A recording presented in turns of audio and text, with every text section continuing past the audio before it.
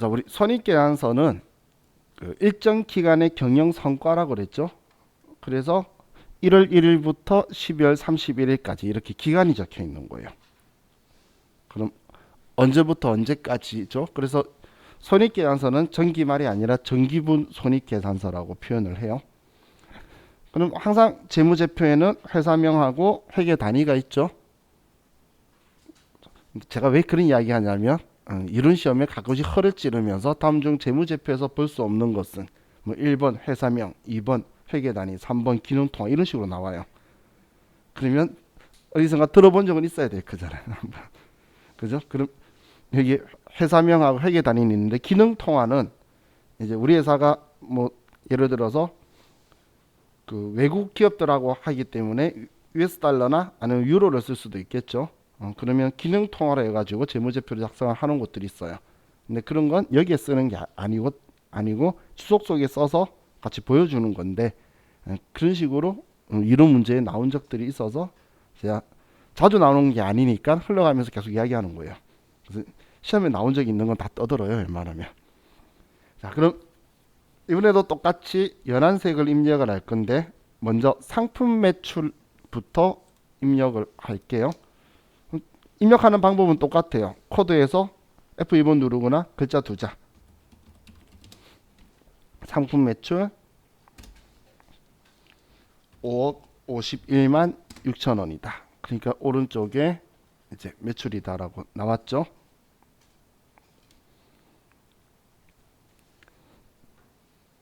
다음 이제 상품 매출 원가는 좀 입력하는 방식이 틀린데 이건 계정 과목은 상품 매출 원가가 계정 과목인 거고 이 아래쪽에 있는 내용 가지고 얼마만큼 팔렸는지를 계산을 하는 건데 내용 보시면 기초 상품 재고액이라는 건 20년도에 1월 1일 날 550만 원치 있었다는 거예요. 그리고 2020년도 동안 단기에 팔려고 상품을 사온 게 2억 5,535만 원이란 이야기예요. 그럼 시작할 때 있었던 거에 올해 사온 거. 그런데 기말에 봤더니 1,050만 원만 남았다는 거야. 그러면 나머지는 다 팔렸다는 거죠. 그 팔린 게 매출 원가가 되는 원리로 해서 우리는 이 세 가지 정보를 컴퓨터에 주면 나머지를 매출 원가로 컴퓨터가 인식하는 방식을 쓰는 거예요. 그래서 여기에 입력을 할 때는 상품이라고 치시면 상품 매출 원가라는 이 계정 과목이 나오게 될 거고 이 상품 매출 원가를 선택하시면 팝업 창이 떠요. 그럼 이 팝업 창에서 기초 시작할 때에 얼마치 있었는데 550만 원치 있었는데 단기 상품 매입한 게 2억 5,535만 원치를 매입했다는 거예요. 이 사이에 있는 용어는 미래 여러분들이 다 아시게 될 용어예요. 근데 기말 상품은 내가 안 썼는데 들어와 있죠. 그리고 수정도 안 되죠. 얘는 그 이유가 뭐냐면 지금 기말이면 12월 31일이잖아. 그리고 상품은 내 재고 자산이죠. 팔린 게 아니라 남아있는 거니까. 그래서 내가 우리 회사가 12월 31일 날 있는 재산에 대해서 이 앞에 재무상태표에서 상품을 1,050만 원이라고 써뒀기 때문에 그래서 지금 여기에 자동으로 지금 1,050만 원이 들어와 있는 거예요. 근데 여기 수정을 못 하죠. 그렇기 때문에 여러분들이 교재 여기 기말 상품 재고액 여기에다가 옆에 이렇게 적어 두세요. 재무 상태표에서 수정 반영한다고. 얘는 지금 얘 이야기하는 거예요. 기말 상품 재고에 얘를 수정하고 싶으면 재무 상태표에서 바꿔서 여기 수정할 수밖에 없는 거예요.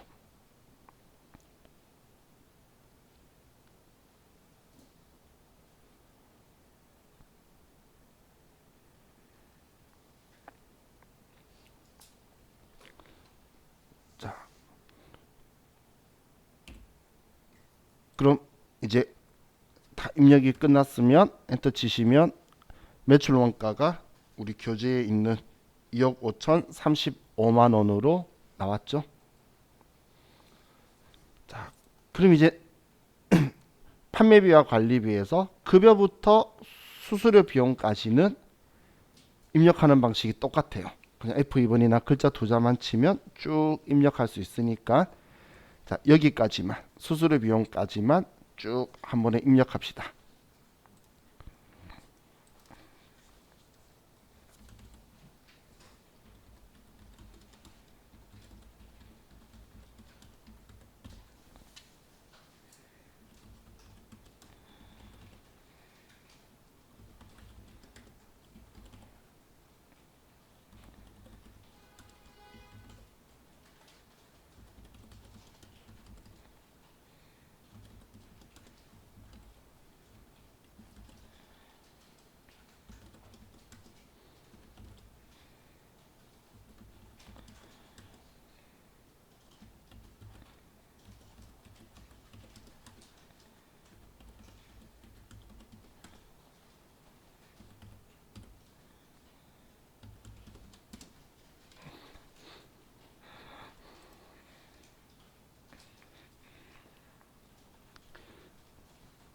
여기까지 입력 다 하신 분들은 제가 커서 넣고 있는 영업이익이 문제 교재에 있는 영업이익하고 일치한지를 한번 확인해 보세요.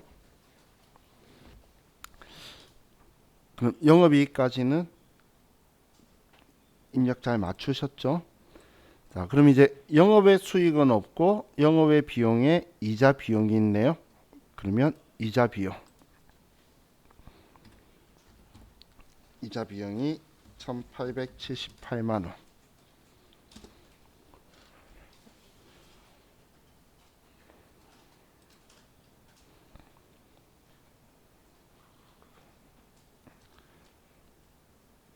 그리고 자, 여기에는 연한색으로 안 적혀 있는데 이 법인세가 있죠. 이 법인세는 회계에서는 비용이에요. 근데 세법에서는 이걸 비용으로 안 보기 때문에 세법이라는 건 법인세법에서는 왜냐하면 이익을 가지고 세금 계산하는데 얘를 비용으로 보면 계속 세금 나오는 걸 다 비용으로 계속 전환시켜야 되니까 순환 논리에 빠지게 되겠죠. 계속. 그러니까 이 전까지만 가지고 법인세가 계산하니까 법인세 빼기 전 이익을 내는 거고 근데 우리 회계상에서는 세금 내면 들어오는 게 없잖아. 비용이라는 거의 전제 조건이 나한테서 돈 나가거나 나갈 건데 나한테 들어오는 게 없는 거예요. 그냥 밥 먹고 돈 쓴 거야. 세금 내고 돈 쓰고 돈 주고 들어오는 게 없어서 비용인데 여기는 세법에서는 이걸 비용으로 안 보기 때문에 칠한색으로 되어 있는 거예요. 그래서 얘만 이제 법인세 등으로 해서 얘는 회계 개정 과목이에요. 나중에 우리 쓸 거예요. 이 금액까지 써서 마지막 당기순이익이 2,718만 8천 원이 당기순이익으로 교재하고 일치하시면 정확하게 입력한 거예요.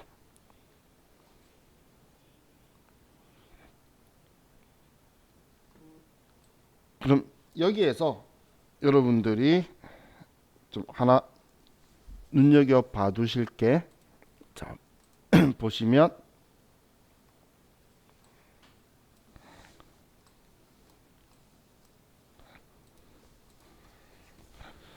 우리 코드 번호에 관련해서 봤을 때 상품 매출이라고 적혀 있는 애가 있죠. 우리가 영업 수익이라고 말하는 건 매출을 말하는 거예요. 매출이라는 건 우리 회사를 설립한 목적대로 뭔가를 해서 돈 받는 거. 식당은 밥을 팔아서, 학원은 수업을 해서, 컴퓨터 만드는 회사는 컴퓨터 팔아서 이걸 우리는 컴퓨터의 규칙으로 400번대 초반을 쓸 거예요. 그리고 판관비라고 판매관리비가 있는데 자, 우리 판매관리비 입력한 거 보면 급여부터 수수료 비용까지 썼죠. 우리 판매관리비가 그럼 이 판매관리비의 특징이 봤더니 앞에 코드 번호가 전부 다 800번 되죠. 그죠?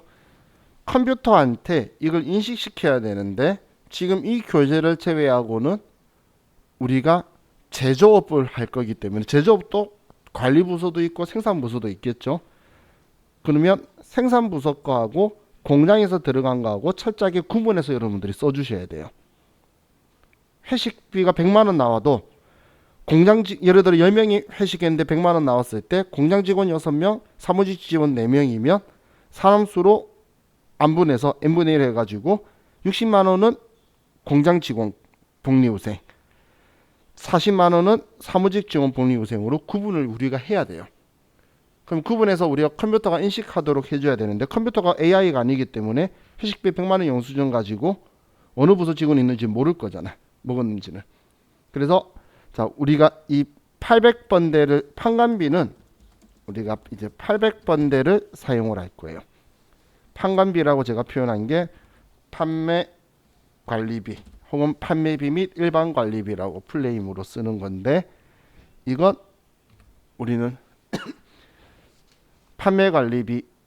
판매관리비도 영업 비용이에요. 영업 활동하는 동안 직원 월급 주고 직원들 식대 주고 막 이런 것들이에요. 회사 세금 내고 영업 비용인 거고 그럼 영업 활동하고 관련 없는 영업 외 수익이나 아니면 영업 외 비용은 얘는 그냥 끝자락에 900번대를 가지고 영업 활동하고 관련 없는 거 있죠.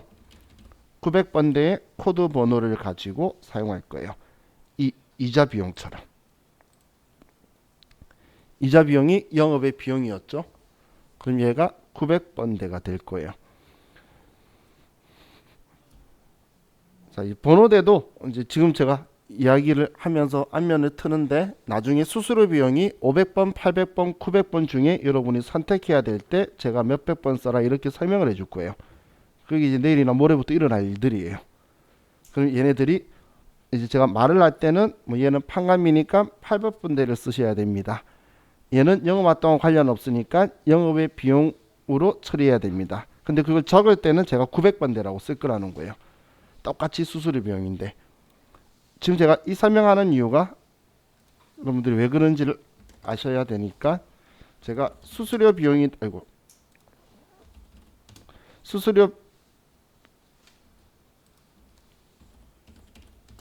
수수료 비용이라고 했을 때 지금 얘는 900번대를 안 만들어 뒀는데 500번대 쓸지 600번대, 700번대, 800번대 이렇게 해서 얘 중에 아무거나 쓰면 안 돼요. 여러분이 선택을 해야 되는 거예요. 그럼 선택할 때 몇 번대를 선택을 해야 된다고 알려주기 위한 사인으로 제가 이제 이 표현을 계속 쓸 거예요. 그래서 오늘은 이것 때문에 쓰는 거구나 라고 그냥 보셔라고 제가 이야기하는 거고 계속 하다 보면 친숙해지실 건데 그 이유가 컴퓨터에서 우리가 오늘 봤던 계정 과목 및 적요 등록에서 얘네들을 판관비는 801번부터 900번까지 쓰겠다라고 우리가 범위를 정해뒀기 때문에 그래서 얘를 쓸 거예요. 그럼 나중에 물건 만들 때는 500번대를 쓸 거고 그리고 영업활동 관련 없는 거는 900번대를 쓸 거라는 거예요. 이렇게 정해놓고 있기 때문에 그럼 같은 계정 과목 한글로 적혀 있다 하더라도 번호 코드 범위의 범위로서 여러분들이 정확하게 사인을 줘야 컴퓨터가 인식을 하고 정확하게 손익계산서를 작성을 해줄 수가 있겠죠. 그죠? 자, 다음 이제 지금 이 교재는 제조업이 아니고 법인인데 상기업이기 때문에 원가명세서고 원가명세서가 없어요. 원가명세서는 제조업에 쓰는 거라서 내일 저하고 같이 다른 책 가지고 입력할 때는 얘를 보게 될 거예요. 물건 만들 거기 때문에. 자, 그럼 정기분 잉여금 처분 계산서라는 게 있죠. 얘가 주주총회에서 일어나는 건데 이익잉여금 사업에서 돈 남긴 걸 처분 주주총회를 통해서 배당하는 거예요. 그걸 계산한 건데 그럼 이거에 대해서 여기까지는 그리고 여기까지가 둘이 서로 나눠지게 되는데, 지금 제가 나눠진다는 건 얘는 2020년에 일어난 거고 얘는 2021년도에 일어나는 일이에요. 얘네들은.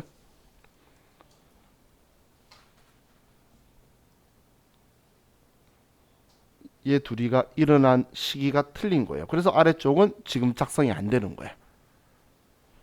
왜냐면 2020년 동안 번 걸 가지고 12월 31일까지 사업해봐야 얼마 번지를 알 거잖아. 그럼 이렇게 번 걸 가지고 그 다음 연도에 주주총회예요. 여러분들 드라마 좋아하시는 분들 보시면 주주총회 할 때 사모님들 어떤 옷 입고 나오죠? 밍크 코트 입고 나오잖아. 그죠? 왜냐면 법인세 신고가 3월 달인데 법인세 신고하기 전에 얘 작성해야 되거든. 주주총회 해야 되거든. 그래서 일반적으로 2월 말이나 3월 초에 해요. 춥잖아. 그래서 다 밍크 코트 입고 나오는 거예요. 진짜 그래요. 심지어는 주주총회를 하는데 반팔 입고 나오죠. 저도 전에 보고 깜짝 놀랐는데 그 작가도 개념이 있나 봐. 임시 주주총회라고 적혀 있어요. 그만큼 그 사람들도 그 정도의 상식은 있나 봐, 작가들도. 그죠? 그럼 지금 얘도 20년도에 사업한 거 가지고 주주총회 처분하는 건 아래쪽이에요. 이건 21년도 2월 27일 하는 거. 올해 번 거 가지고 내년에 주주총회에서 어떻게 나눠 가질까, 이런 걸 이제 한다라고 보시면 돼요. 그럼 지금은 우리 정기분과이기 때문에 여기만 손댈 수밖에 없는 거예요. 여기만. 21년도 거는 올해 이야기잖아. 그죠? 그러니까 아무 내역이 없는 거죠. 그럼 자, 얘들만 입력하면 되니까 별로 어려운 거 없어요. 정기분 이익잉여금 처분계산서로 가서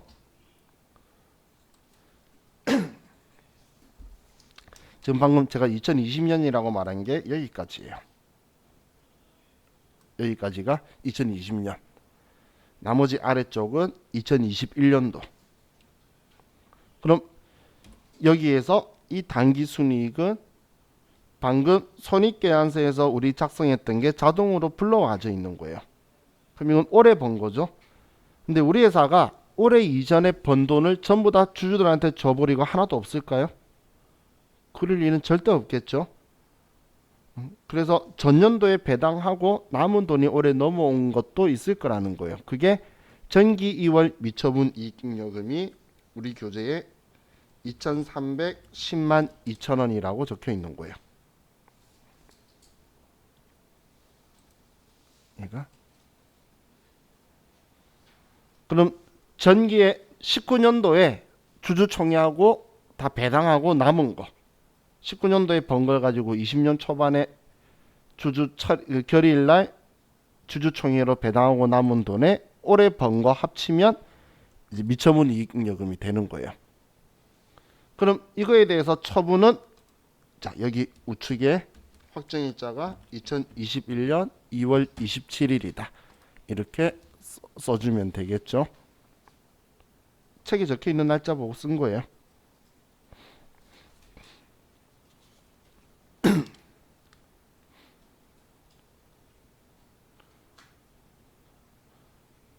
그럼 지금 이 금액이 12월 31일 날 미처분 이익잉여금인데 우리 미처분 이익잉여금 본 적 있나요?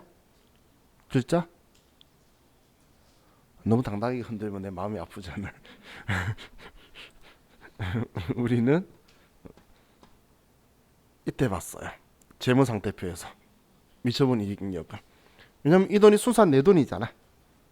지금 아직 배당 안 하고 남아있는 우리 회사 돈이니 자본이죠. 그래서 재무상태표에 이 미처분 이익잉여금하고 연결되는 거예요. 그래서 우리 교재에도 여러분들 우측에 보시면 우측이 159페이지에 미처분 이익잉여금 금액은 정기분 재무상태표의 2월 이익잉여금과 일치해야 된다라고 적혀 있죠. 159페이지 오른쪽 아래에. 이게 우리 재무제표하고, 자, 이익잉여금 처분계산서는 재무제표라 했나요? 아니죠. 얘는 재무제표가 아니라 그랬어요. 얘는 주석 속에 있는 장부예요. 주석 속에 있는 장부예요. 얘는 재무제표는 아니에요. 왜냐면 재무제표 물어보는데 보기에 얘가 참 많이 나와. 왜냐면 만지다 보니까 재무제표 작성했는데 라고 내가 오해할 수 있어서 참 자주 등장해요. 정말 신기한 게 원가 명세서는 재무제표가 아니라고 잘 아는데 내일 만질 건데 얘는 헷갈리셔서 제가 계속 이야기하는 거예요. 자, 그럼 이제 우리 재무제표하고 장부하고는 끝났고 이제 160페이지 오늘 저와 같이 마지막 할 작업이 160페이지에 거래처별 초기월인데 자 거래처별 초기월 적혀있는 여기 좌측에 있는 계정 과목은 얘는 재무상태표에 우리 당좌 예금이 얼마다, 보통 예금이 얼마다, 외상 대금이 얼마다, 얼마 받아 있다, 외상으로 사온 게 얼마다, 얼마 돈 줘야 된다는데 전체 총액을 썼잖아. 우리가 쓸 때 그냥 전체 금액이 얼마다라고 썼는데 우리가 올해 얘를 2월 받아서 쓸 거면 어디 거래처에 외상으로 준 건지 어음이라면 만기가 언제인지 이런 것들을 적어둬야 우리가 관리를 할 수 있겠죠. 그걸 작업하는 메뉴예요. 그럼 이 거래처별 초기월도 우리 기초정보관리에 오늘 여기서 놓을 거라 그랬죠. 예, 거래처별 초기월 이 메뉴예요.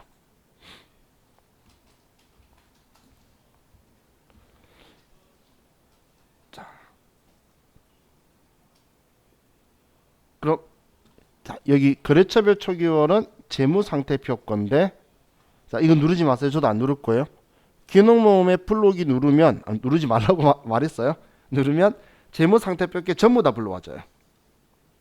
그러면 우리가 이 계정 한번 찾아다니니까 귀찮으니까 우리 꽤 많이 입력했죠. 그래서 F2번 누르고 하나씩 하나씩 불러오면 그 금액들 우리 재무상태표에 썼던 것들 나오니까 F2번 눌러서 첫 번째 당좌 예금 그럼 예금액 나오잖아.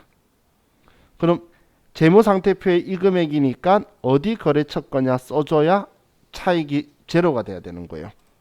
그럼 국민은행이죠. 그럼 우측에 해서 우리 거래처 등록해뒀잖아. F2번 눌러서 국민 거래처 찾는 것도 똑같아요. F2번 누르고 국민이라고 치면 국민은행 당좌라고 있죠. 여기에 3,895만 원이다라고 써서 여기 차익이 안 나오면 끝나는 거예요. 별거 아니죠. 다음 보통예금도 똑같이 F2번 눌러서 보통예금 찾고 그럼 보통예금도 거래처 신한은행 보통이다 4,162만 6천 원. 재무상태표에 있는 금액의 내역들을 오른쪽에 써주는 거예요.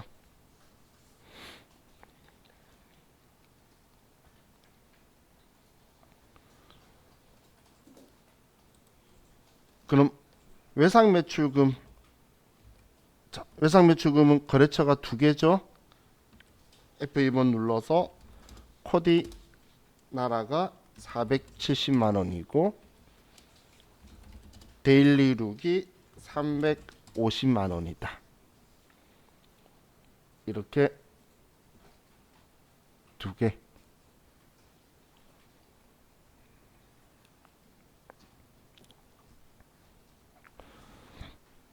다음은 이제 받을 어음이 있죠. 자, 받을 어음은 입력하는 방식이 조금 틀려요. 오른쪽이 막혀 있죠. 받을 어음이라고 쓰셨으면 우측이 막혀 있을 거예요. 얘는 아래 보시면 친절하게 탭키나 더블 클릭하면 이제 어음에 대한 정보를 쓸 수 있도록 창이 바뀌어요. 탭키나 아니면 여기에 더블 클릭을 하면 이렇게 창이 바뀌어요. 지금 여기에서 받을 어음 불러오고 나서 여기에서 탭키나 더블 클릭을 한 거예요. 그럼 여기에서 이제 거래처 받을 어음은 멋쟁이 F2번 눌러서 멋쟁이고 비고의 만기가 2021년 6월 20일 어음번호는 규칙 보시면 편해요. 자, 규칙 봐요. 얘가 지금 2020년 12월 20일 날 발행을 했죠. 그래서 004 2020 1220 날짜죠. 그리고 1, 2, 3, 4, 5, 6, 7, 8, 9 이런 식으로 되어 있으니까 이 번호를 보시고 어음 번호는 틀리면 안 돼요. 나중에 실무에서도. 전자어음은 앞에 한글 안 적혀 있고 숫자로만 쫙 되어 있어요. 그럼 어음 번호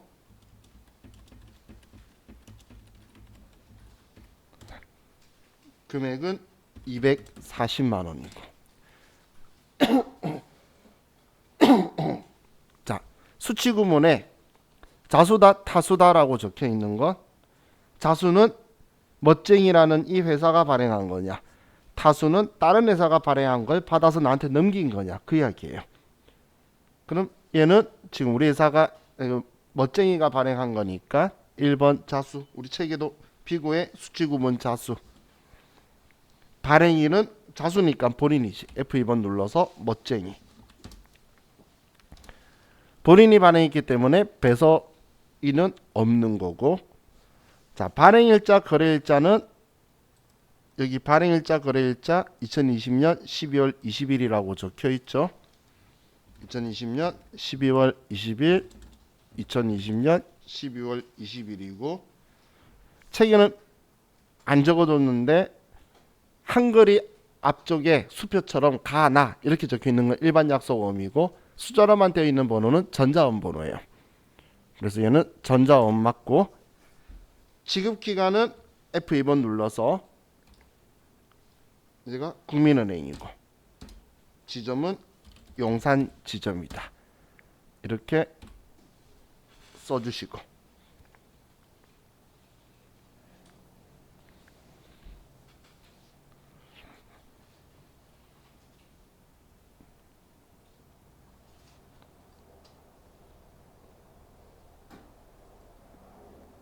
우리 책에 적혀 있는 거 보고 쓴 거예요. 어음번호, 자수, 발행인, 발행일자, 거래일자 같다라고 했고 전자어음, 지급기간. 자, 다 하신 분은 아래 보시면 ESC 키 누르면 다시 이동한다고 되어 있죠. 그럼 ESC 키 누르면 이제 받은 어음의 정보가 오른쪽에 들어왔고, 자, 다음 외상매입금. 이제 방법 아시겠죠? 멋쟁이다. 466만 2천원. 신사 숙녀다. 4천만원.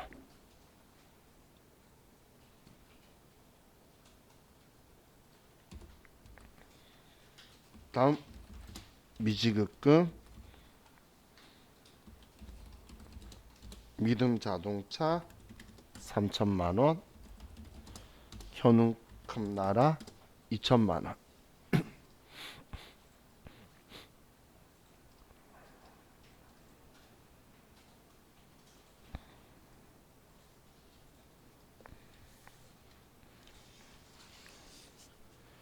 이 서식은 입력하고 나서 여기 차액에 금액이 없이 오른쪽 다 쓰면 정확하게 입력한 거예요. 차액을 다 쓰면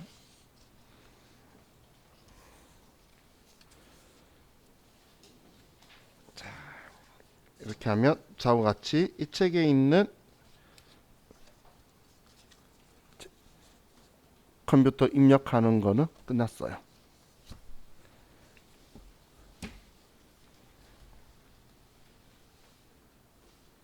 자, 이 데이터들을 너무 소중하게 느끼실 필요는 없다라고 했죠. 이제 오늘 이후로 이 3000번 회사는 저하고는 안 볼 거예요. 이 회사는 볼 일 없으니까 여기까지 들어와 있을 필요가 없는데, 자, 오늘 입력하시면서 본인이 느끼기에 내가 조금 그 입력하는데 따라가는 거에 좀 많이 벅찼다라고 느끼시는 분이 있으시면 이 프로그램 사용법은 지금 우리가 여기에서만 입력하는 거였는데 나머지 모든 메뉴가 지금 이 작업했던 방법을 벗어나지가 않아요. 그럼 사실 타자 속도가 빠를 필요는 전혀 없어요. 그냥 흔히 하는 말로 100타만 넘으면 돼요. 여기 계신 분들은 요즘 휴대폰을 많이 쓰셔서 엄지손가락으로도 100타 넘더라고요. 그렇기 때문에 타자 속도가 문제가 아니고 익숙함의 차이예요.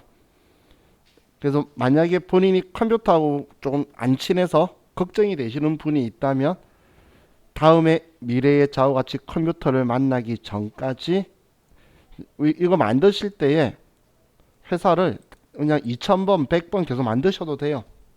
아니면 뭐 3000 몇 번이다 번호 만드셔가지고 뭐 4000번이다 5000번 만들어서 또 등록해서 연습해 보셔도 되니까 그렇게 해서 본인이 걱정되시는 분들은 지금 한 이 정도 수준만 되면 모든 급수의 시험 보는데 아무런 문제가 없어요. 그렇기 때문에 근데 지금 오늘 하셨는데 뭐 그냥 아무렇지 않고 그냥 익숙하면 조금 익숙해지면 더 빠르게 알겠는데 이런 생각 드시는 분들은 컴퓨터 걱정 전혀 안 하셔도 돼요. 그래서 만약에 좀 힘들으셨던 분은 좌우 같이 내일 K랩 가지고 이 작업을 또 할 거예요. 교재 이제 분홍색 책 가지고 그 작업을 하면서 이제 K랩 그걸 이제 스타일로서도 얘하고 비슷한 걸 보면 둘이 똑같구나. 그럼 그 다음부터 저하고 같이 할 게 제일 중요한 장부에 그럼 뭘 입력할 거냐. 많은 사람들이 이론인 줄 알았는데 나중 봤더니 실기라고 이야기하는 컴퓨터에 뭐 써야 될지를 2주간 계속 이야기할 거예요. 왜냐면 지금 쓰는 거는 방금 우리가 봤던 목표가 이거예요. 부가가치 신고하고 관련 없는 곳에 여기에 그냥 똑같이 F2번 눌러서 복리후생비다. 500번 800번이다. 거래처 코디 나라다. 아니면 거래처 없다. 금액 100만원이다. 이런 거밖에 안 써요. 유지급금이다. 그럼 지금 하고 있는 거는 이게 전부 다이기 때문에 방금 여러분이 했던 것 가지고 전부 다 입력이 돼요. 그럼 여러분들이 공부해야 될 게 뭐냐면 나중에 이제 궁극적인 목적이 어떨 때 얘를 쓰고 어떨 때 얘를 쓰고 이 금액을 왜 썼는지를 알아야 돼요. 그리고 얘를 왼쪽에 쓸 건지 오른쪽에 쓸 건지 그게 우리가 공부해야 될 내용인 거지.